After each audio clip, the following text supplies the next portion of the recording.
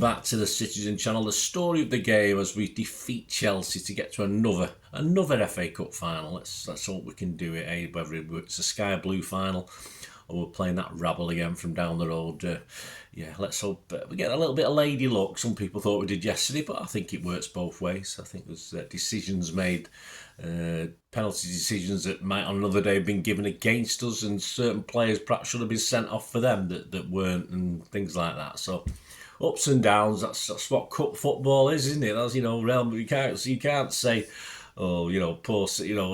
say with the Real Madrid game you're unlucky or lucky, and then sort of say, oh no, we shouldn't have been lucky. It's not fair. That's just how football is. It's cup football. Simple as that. It's the guy who puts the ball in the old onion bag that gets through, isn't it? A 1-0 win for City, of course. So please check out my player rating show with Simon Bukowski. I'm a little bit different for some players, and a little bit down. Then in my position up in the gods at Wembley, it's always difficult to get. I try and concentrate on which players which, but with my old eyes, sometimes I struggle. I struggle to make out a kanji from stone sometimes, guys. That's how bad it is. But have a look at my player rating show anyway. This is the story of the game. Please, if you're new to the channel, push that subscribe button, push the bell notifications, everything. City past, present, and as long as we can keep going. Yes, I was absolutely shattered coming home last night on the coach, and my knees were aching, my arthritic knees were aching, but I don't feel too bad this morning. Actually, I've had a bad back for a couple of days and all, so it doesn't bode well with a couple of more coach trips this week.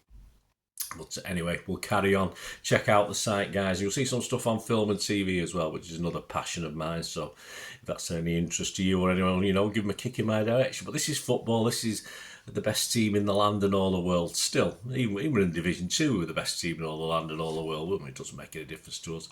Pepsi 11, 4 changes. Obviously, I was going for 6, so I'm not going to get 11 out of 11 with this one as I did last time.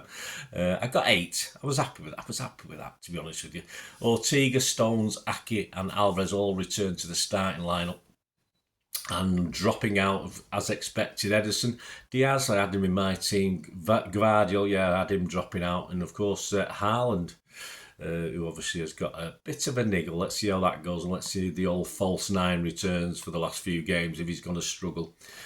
So that was that. So the 11, Ortega, Walker, Stones, Akanji, Aki, Rodri, De Bruyne, Bernardo, Foden, Grealish, Alvarez. Options on the bench, Ederson, Diaz, Kovacic, Doku, Gomez, Gvardiol, Nunes, Bob and Lewis. I think Kovacic was unlucky to lose out against his old muckers today, wasn't he? Chelsea, Petrovic, Gusto, Chalaba, Silva, Cucurella, funny guy, Casido, Fernandez, Gallagher, Maduka, Palmer and Jackson. Was Palmer playing? I forgot he was playing. Yeah, I have no idea. I expected him to score and lift his Chelsea shirt up for have a United shirt underneath. That would have been good banter, wouldn't it? I wouldn't have been too critical. It's what it is. Bettinelli, their subs. Bettinelli, Badiashile, Disassi, Gilchrist, Chilwell, Chukwuemeka, Mudryk, Sterling, Washington. All right, Sterling and Chilwell, I know, but I do struggle to know some of this. That squad on the programme, the back of the programme, the squad goes like double the size of City's, but we've got a big squad, haven't we? Story of the game, Chapter 1, Careless Cuckoo, of course. This is a guy I've quite rated. I wanted at City at one time, but I would have looked a bit. Then again, I think he would have been a better player with that Pep, but... yeah, he's always involved when we play. He makes some sort of rick or something like that. Anyway, after 2 minutes, he played a careless back pass that nearly lets Alvarez in. I think the Wembley pitch slows everyone down. I think it slows the ball down. It slows the players down. You just think we're going to get in. You think Alvarez is going to whip in like a whippet, and it just sort of slows down. And of course, Silva slid in to intercept him. Chapter 2, woeful Walker. 7 minutes. Gallagher nicks the ball off Walker and lays it off to Palmer. Sends Jackson through the middle. Jackson shoots from the edge of the box, but thankfully it was reasonably straight at Ortega, so it wasn't worrying. But that was the story of Jackson's game, I think, overall. Chapter 3, Slippy Walker this time. Yes, 13 minutes. Walker slips. He does lovely chest down, and then his stud obviously needs longer studs, doesn't he? High pass from it. It wasn't the greatest pass from Grealish, but he should have been able to control it. And of course, Gallagher tears off with the ball. But thankfully, nothing comes from it. Chapter 4, like a 192 bus, he's gone too wide. 15 minutes. De Bruyne puts Foden through into the box. You think when he rounded Petra, you think, all right, it's probably his weaker foot, but when he just took it round, and that's the time to hit it, and he didn't. He delayed it. He just sort of ball got, as I said, the ball didn't hold up on the Wembley pitch for a change. It just seemed to get away from him, and the keeper did well to push him out wide. And of course, Foden then dinked it back, and for once, Cucurella did something right and headed it clear, didn't he? Chapter 5, Jittery Jackson. Yes, 29 minutes. Jackson runs clear. It's a pass from Fernandes. Onside, I mean, at the game, I thought he was well offside, but I think he came from his own half, so he wasn't offside. Stones appeals for the offside. You just think all he's got to do is beat Ortega, but for some reason, perhaps he just pushes the ball a little bit too much or whatever, but he ends up moving left. Ortega carries on pushing him wide. Stones again gets back to help combine to push him even further wide, and of course, as he rounded Ortega, he doesn't sort of have the confidence to shoot, a bit like Foden, which he should have done, and a good chance went begging. Chapter 6, botched Bernardo. Yes, 34 minutes. Bernardo drifting from the right, opts to look for the top left corner. Sort of goals when he's on flying, he probably scores or at least gets on target. I think a cross was a better option. A few times yesterday there was players picking up the ball and not aware of someone behind them or to the right that on a good day a flying City would be. We saw that a lot from players like KDB and Foden. In this instance, of course, Bernardo opted to shoot when perhaps a better ball. That was I think, a bit of a story of how City played. Chapter 7, Big Kahuna's Stones. Yes, 35 minutes. Maduki finds his way to the edge of the 6-yard box and he shoots only for Stones to get in a tremendous block. I don't know, he sort of seemed to come from nowhere. Well, he was there, but he ghosted in and blocked it. So in a funny half for Stones, that was excellent. Chapter 8, Predictable Palmer. Yes, it's a classic Palmer attempt, this one. Well, you would have thought he might have gone in the goal. Excuse me, guys. 37 minutes, he jinked him from the right, as you do. Mahrez-esque, and of course puts it on his left to try and get it to the bottom corner, but Ortega is equal to it. And yeah, it's just one of those that on another day he might have settled into the net, but he just didn't quite get the power or the direction on it. Half time, it's 0-0. Some poor play by both teams, some poor errors as well, and as I say, I think the Wembley pitch, I don't know, it just seems to change how teams play. I think probably Chelsea did edge it. I mean, obviously the media going on about, of course we'll talk about a couple of penalty shouts, or a penalty shout or two in the second half, but I think they probably edged it, but we go in at 0-0, and I think Pep's going to have his, he's going to pick them up, I think, at half-time. And, of course, we do see Diaz on at half-time on the pitch kicking about, so we know he's coming on. And we have to assume it's for Stones, and that's who it was, of course. Into the second half, Chapter 9, Jumpy Jackson. Yes, 49 minutes. Jackson again down the middle. I mean, if this guy could finish, he'd be all right, wouldn't he? I think Gallagher found him, opened his body up to try and load bit. But again, Mahrez-esque or Palmer-esque, if you like, towards the bottom right. But Ortega gets across nicely. But the ball actually finds its way back into the box. And Jackson gets another chance, but heads it straight at Ortega, a bit Haalandish. Who has a tendency to do that with headers. I call it great positioning from Ortega, actually. I don't think Jackson missed it. I think Ortega. Right spot, right place, mate. Well done. Probably not. Chapter 10, Foden denied. 53 minutes. Grealish is down the inside left into the box. He rolls across for Foden, who, a nice first-time shot towards the bottom left corner. It sort of went through defender's legs, or he might have been distracted, the goalkeeper, but the Chelsea keeper got down pretty well to parry it away with a strong hand, so that was all right for them. Chapter 11, his arms are too long. Yes, this was the penalty decision. Free kick, and the wall splits, which wasn't very good, in fairness. You got to keep together as a wall. And of course, Grealish, as he jumps, his arm comes out slightly. And there's no doubt it takes a deflection. Of course, on another day, perhaps the VAR would have said to the ref, have a look at this, and the ref would have given it. You think of the penalty against United in last year's FA Cup final at Grealish, but VAR are happy. They don't even get a corner, which has to be a corner at least. But so a big mistake. We got away with that one. So that was a little bit of big luck for the day. I think Grealish needs to get some shorter arms. I think that's his problem. Just get them shortened for the final. Chapter 12, Hard but Fair. Yes, this is another one that was screaming. He was screaming for a penalty, but this was less likely. 61 minutes again. It's Jackson versus Walker. High-powered race. You always think Walker's going to get the best of him, but he makes hard work of it. And then eventually Jackson looks as though he's getting in front of Walker, but a little bit unbalanced. And then a very meaty shoulder charge from Walker, which I think it was shoulder to shoulder. Chelsea want a penalty again, but they're not getting that one. I just thought it was a hard but fair challenge. Though I think Walker did play the percentages on that one. We won't say we got away with it, but again, another day, another thing. Who knows? But a good solid 1970 shoulder charge from Walker. But we're in the 20 odd, so that's the only problem. We're 50 years later, mate. So be careful. Chapter 13, nasty Caicedo. Yes, it's probably a bit of luck they got. I think Caicedo was a bit nasty most of the game. He already had a yellow, of course. He catches Grealish. Looks bad on the stills. I didn't see any sort of replay of it. Some people say he kept his foot in deliberately afterwards, so it didn't look good. But again, he's already on a booking. He didn't get picked up. VAR obviously were not involved. Grealish, that was the end of Grealish's game, of course, in a bit of pain, so it must have been a fairly nasty. And then he comes off a little bit unhappy. I think he wanted to stay on. Seemed to be, or he was just angry with Caicedo. I couldn't make my mind up from where I was.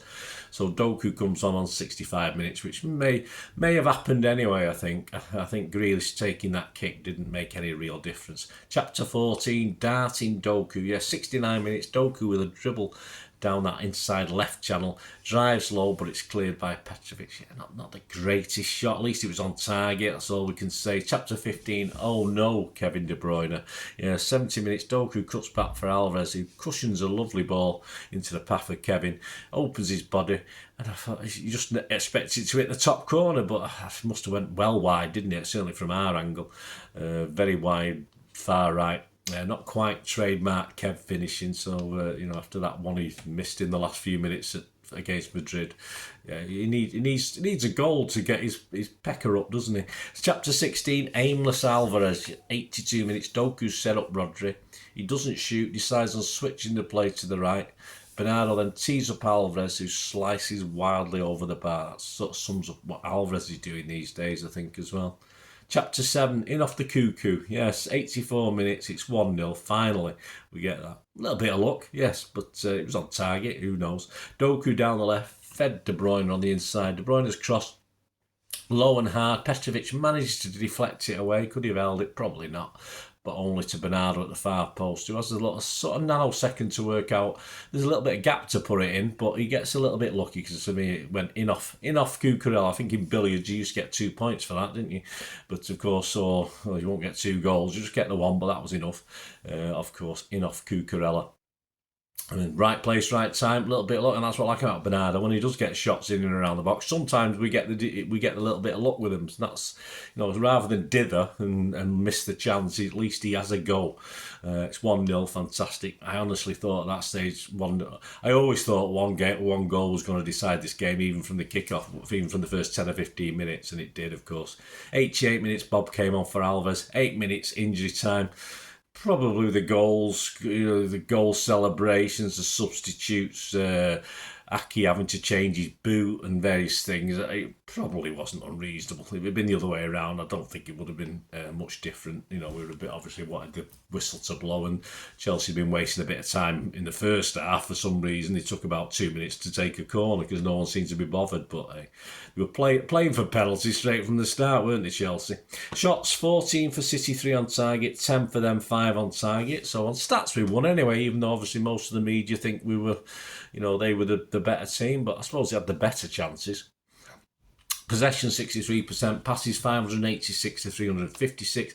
Pass accuracy a little bit down on our best, 89% to 81. A lot of over hit passes and a lot of under hit passes. Again, it's that long grass of Wembley, I think. Fouls 9 for us, 11 by them. 3 yellows each. Of course, Foden, KDB, and Alvarez all got our yellow cards.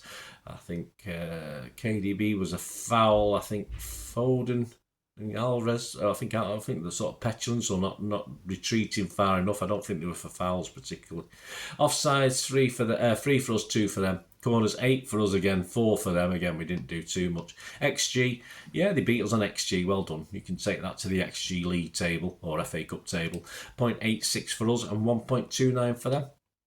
Summary, yeah, generally the media has said that Chelsea's the better team, possibility of a penalty or two, but on another day it may have been given. And I thought, whoever went 1-0 ahead was going to probably win this game. So fortunately, it was us late on. But it doesn't matter, does it? It don't matter when you score. It's when as long as you score, it doesn't matter. I think we edged the second half. I think we were much better the second half. I think once Pep got them in, even though obviously there's a lot of tired legs. As I said, that Wembley pitch slows us down a little bit. We look very deliberate. Chelsea at times pinged it about a lot better than we did. There's no pinging about from us. The only time we sort of injected any pace was when Doku came on. But that's cup football. We have to get through and scrape through sometimes. So I don't think there's that much in it. It could have gone either way, and it went our way. Probably got a little bit of luck. I'm not saying Chelsea didn't get a little bit of luck at times as well, but that's what cup football's all about, and we know that, don't we? After the Madrid game, so it's, as I said before, it's either going to be a sky blue final or Groundhog Day for another Manchester derby. I love Manchester derby as long as we win them. I'm not bothered. I'm not bothered if we get Coventry or United. I'd rather have Coventry just for the fact it's someone different. But if we get United, we'll just have to do it again, won't we? Get a bit of luck as well, and that's what happens. So please, I hope you enjoyed that. Let us know your thoughts on the game, your story, any chapters you had that I didn't put into my book. A different ending. Well, we're not going to get a different ending than we got. So there you go. Don't put an alternate ending, please. That'd be interesting, wouldn't it? I might do vlogs on that. Alternate endings to games is something different have happened, but. Yeah, that might be an interesting one to have a play with, but let me know what you think, guys. And of course, please, as I said, check out my player rating show. And on Tuesday, of course, I'll have the Pepsi 11 out for the trip to Brighton. Another big game, another must-win game by that stage, because both Liverpool and Arsenal will be Arsenal are above us now, of course, but both are playing games between now and then.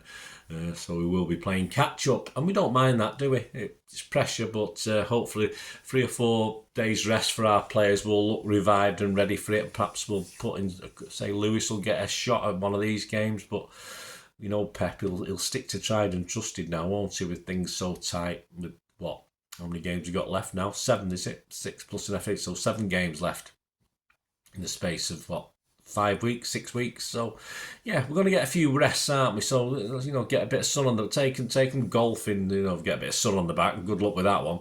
But take them golfing, do nice things. It'd be let's find ways of keeping this squad sort of refreshed if we can. Thanks for that, guys. Hope you enjoyed that. Please, any comments? Always welcome. I better go. I've been waffling on far too long. But FA Cup semi-finals, it's not a 5-minute job, is it? Thanks for watching, guys. Till we meet again. Only that's one thing, don't I? Please stay safe, Blues. Come on, City. Bye for now.